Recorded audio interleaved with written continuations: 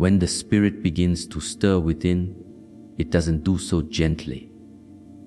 It doesn't send you flowers or whisper sweet promises of peace. Instead, it arrives like a storm, unannounced, unapologetic, and absolutely necessary. This is the part of the awakening most people fear, because it doesn't feel like enlightenment. It feels like disruption. Everything you once believed in starts to wobble. The job that once gave you purpose starts to feel like a cage. The relationships you clung to begin to fall apart.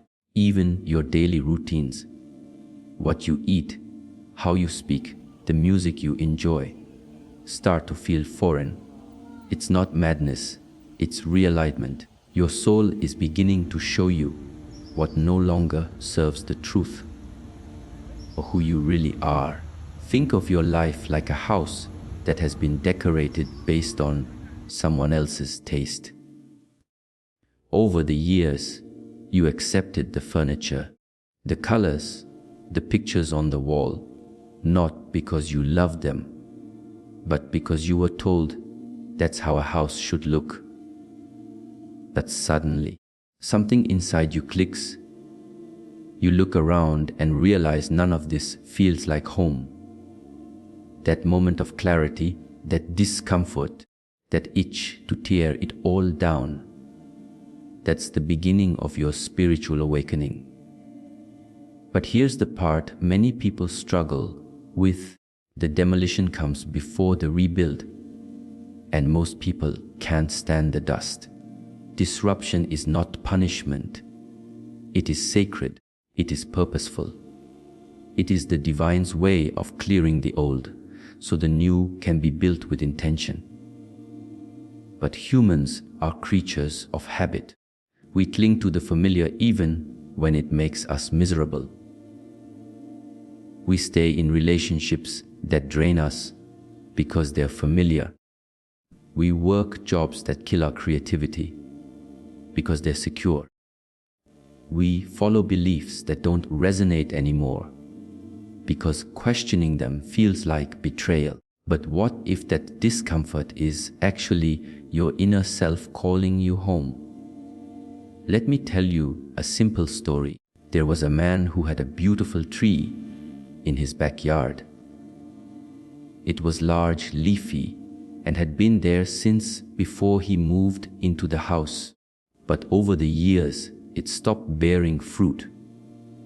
The leaves turned brown, yet he kept watering it, kept hoping it would come back to life. One day, a gardener told him, "This tree is dead. It's stealing nutrients from the soil. Cut it down, and you'll make space for something new to grow." The man resisted. The tree was part of his view, part of his memory, part of what he thought made his home complete. But eventually he agreed. He cut it down. And in the empty space that followed, the soil healed. New plants grew. Fresh beauty emerged. That is what your soul does during a spiritual awakening.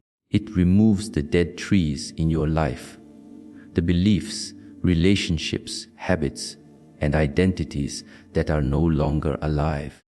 But instead of trusting the process, most people panic. They look at the empty space and feel fear, not faith. They try to replant what was just removed. They rebuild what was meant to be cleared. And that's why they don't survive their awakening. Not because the process failed them, but because they couldn't trust the divine in the discomfort. You have to understand, real growth is messy. It's not a polished Instagram quote. It's crying on the floor at midnight, not because you're weak, but because your old self is dissolving. It's questioning everything you once swore was true. It's walking away from what's easy to walk toward what's right. And that's not glamorous, but it is glorious. The greatest tragedy isn't losing things during your awakening.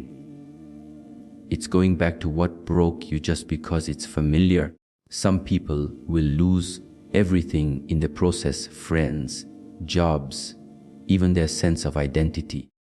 But the ones who survive are the ones who understand this one truth.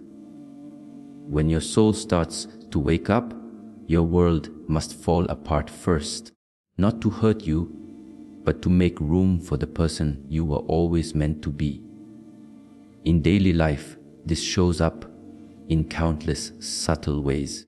The friend you used to call every day suddenly drains you with gossip. That's your soul nudging you toward more nourishing connections.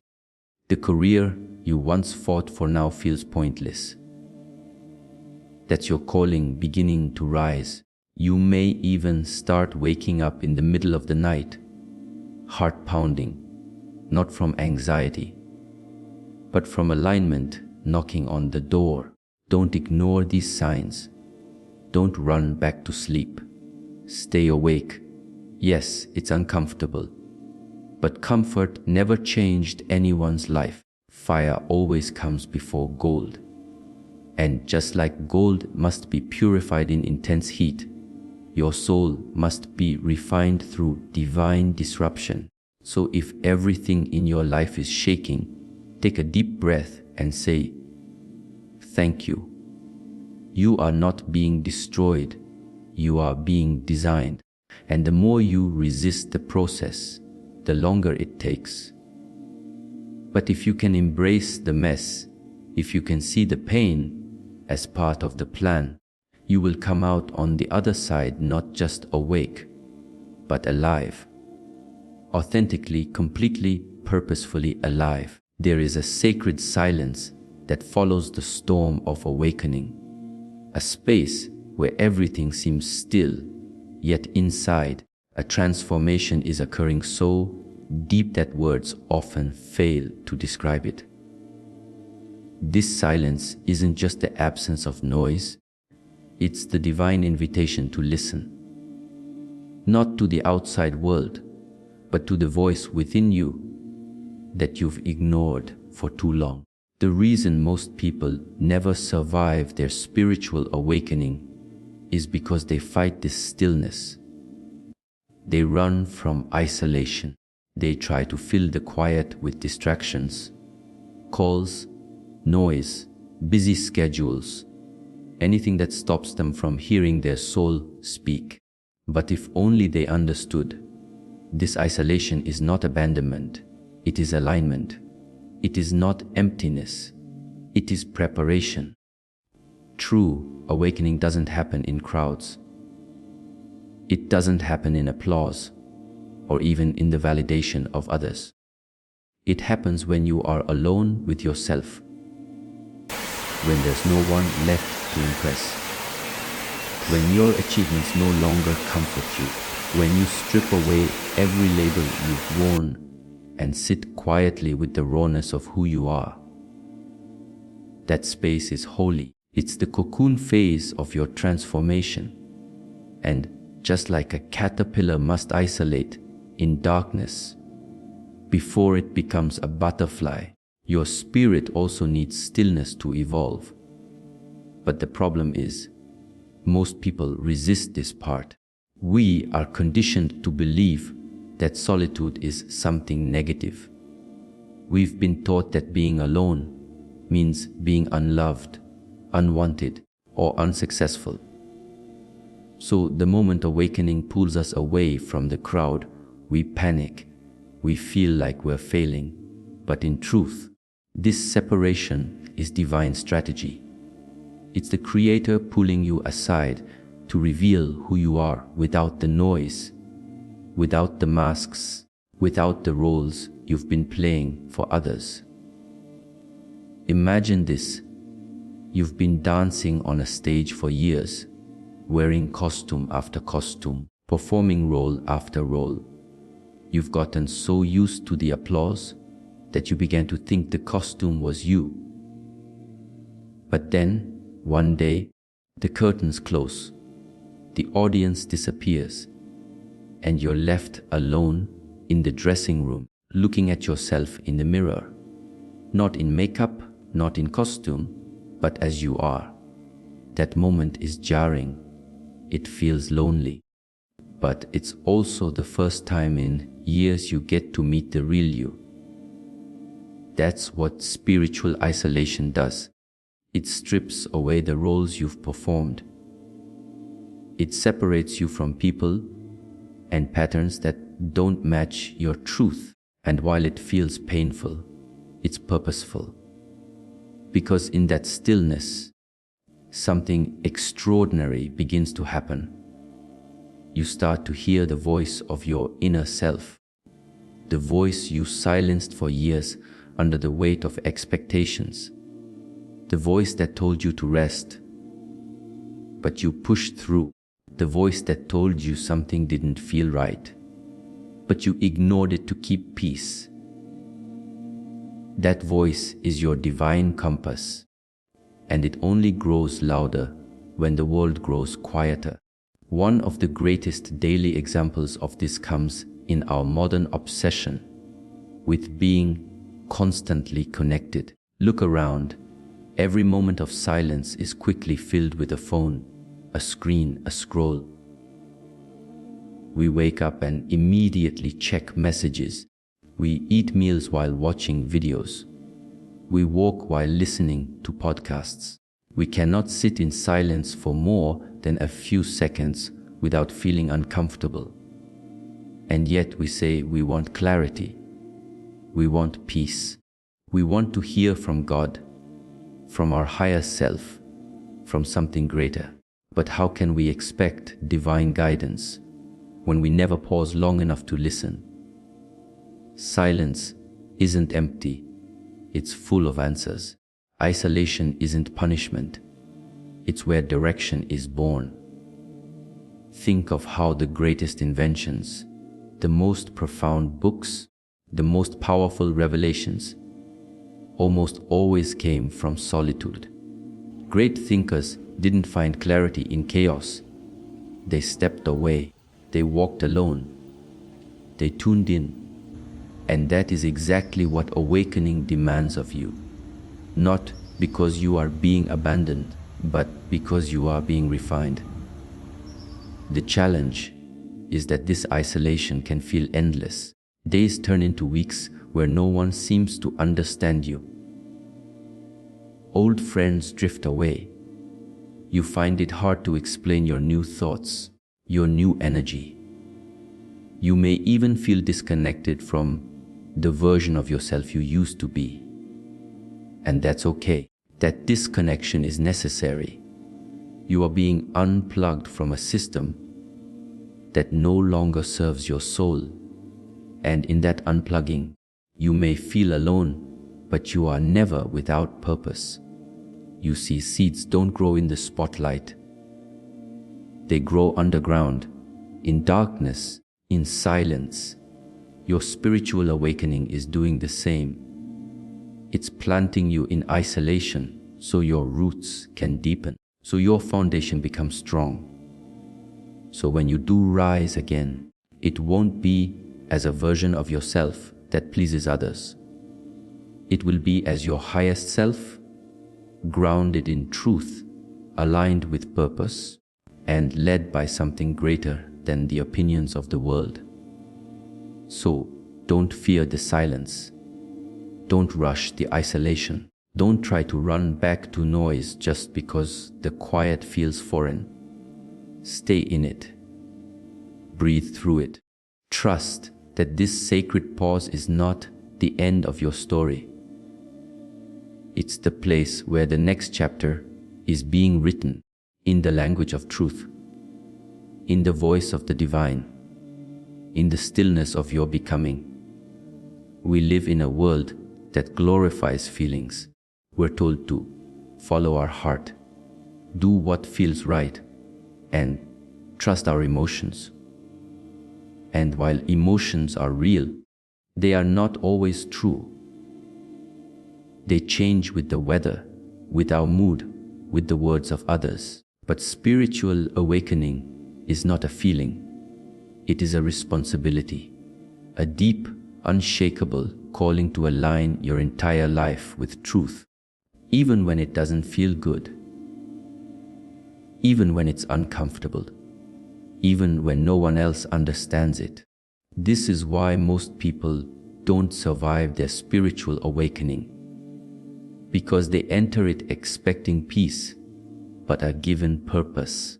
They want comfort, but are handed calling, and calling demands everything.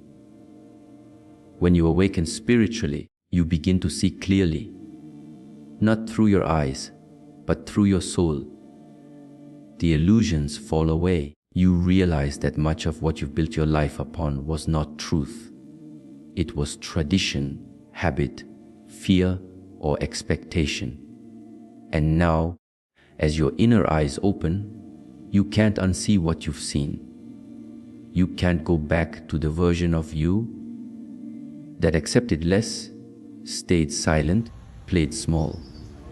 But with that clarity comes responsibility.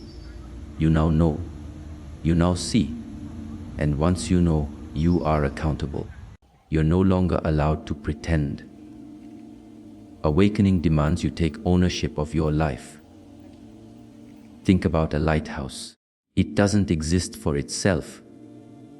It exists to guide others through storms. It doesn't flicker depending on how it feels. It stands firm because it's built on rock. In the same way, once you awaken, you're no longer just living for yourself. You become a light. You're no longer allowed to live by convenience. You live by conviction.